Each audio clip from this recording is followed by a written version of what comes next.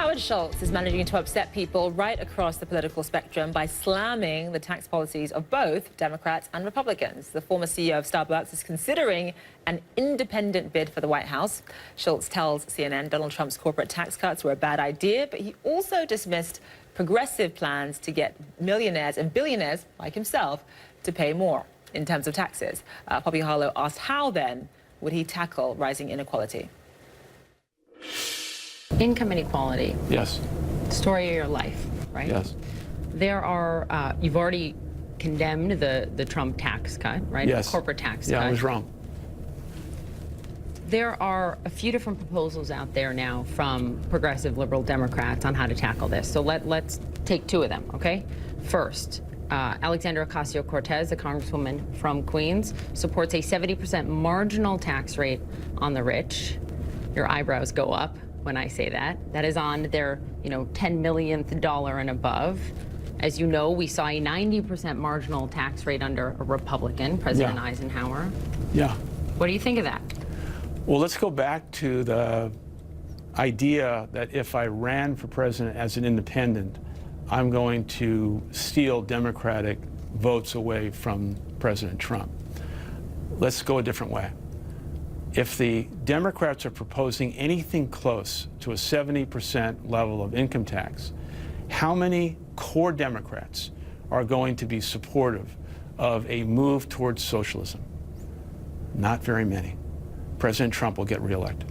How would your plan then reduce the income gap from what it is today, widening every year? If it's, is it raising corporate taxes immensely? I think the 21% tax rate was wrong.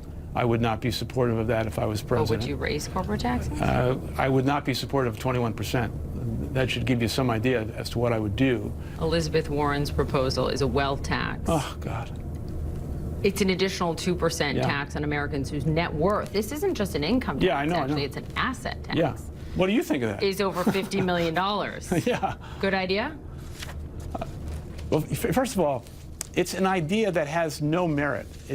She knows that there's no way this could come to pass. These are just false campaign promises to make noise. And again, it's punitive. No, I don't agree with that. And you can actually see, or get rather, Poppy's full interview with Howard Schultz on her CNN podcast, Boss Files. Just go to cnn.com/podcasts. Elizabeth Warren is already fundraising on Howard Schultz's opposition to her plan. She says he wants to buy the presidency so he can keep the system rigged. And Alexandria Ocasio-Cortez, who says income above $10 million should be taxed as high as 70%, tweeted, "Why don't people ever tell billionaires who want to run for the presidency that they need to work their way up to that? Maybe they should start with city council first." Maria Cardona is a Democratic strategist and CNN political commentator. She joins us live now from Washington, D.C. So, Maria, here's the thing. Does Howard Schultz have a point that the Democratic Party, the reason why he doesn't fit in with the Democratic Party is that it's moved so far to the left? You're thinking about, Medicare for all, Kamala Harris, or the wealth tax touted by Elizabeth Warren, or even Alexandria Ocasio-Cortez talking about 70% taxes on people who make over $10 million. I mean, is he right? Does he have a point that the Democrat Party has moved so far to the left? Well, it depends on how you look at it. And I think in general, the Democratic Party has gotten more progressive. But I don't think saying that the Democratic Party has moved far to the left is correct, because even though the people that you just mentioned do have very progressive platforms, there are other people, for example, in the midterm elections. Yes, Alexandria Ocasio-Cortez was elected, but so was Conor Lamb in Pennsylvania, who's a very moderate, almost conservative Democrat. There were so many districts that Democrats won back because they ran people who mirrored their districts. And those people were not way to the left progressive Democrats, because if they were, they wouldn't have won. But isn't it different if you're running for president, though?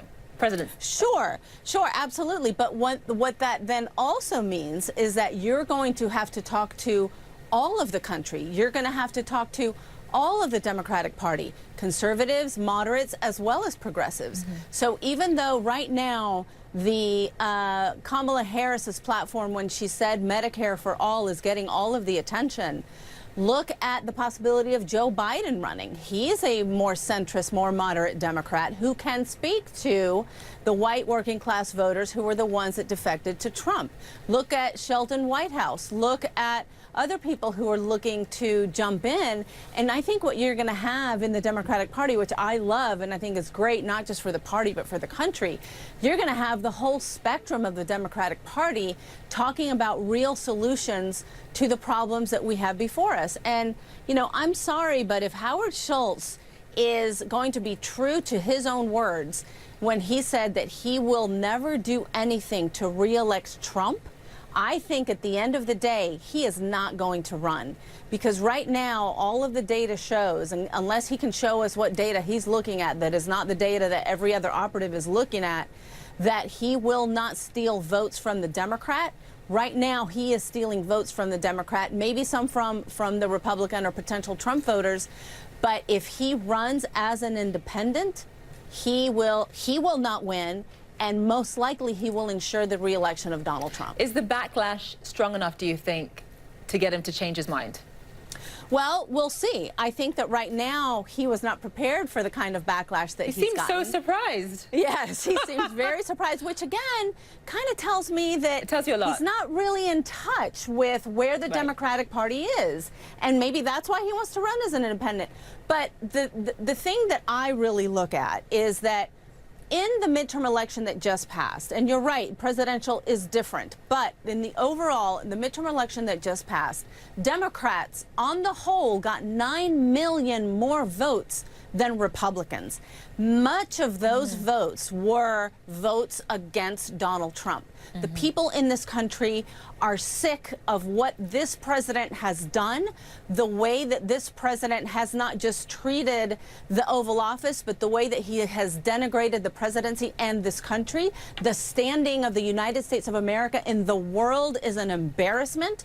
And I think that all of the candidates who are running on the Democratic side are going to give voice to that. And I don't know if somebody that is going to be running as an independent who will have sort of the shadow behind him or her as to the possibility that that person running is going to re-elect Trump, I don't know that they're going to get that far.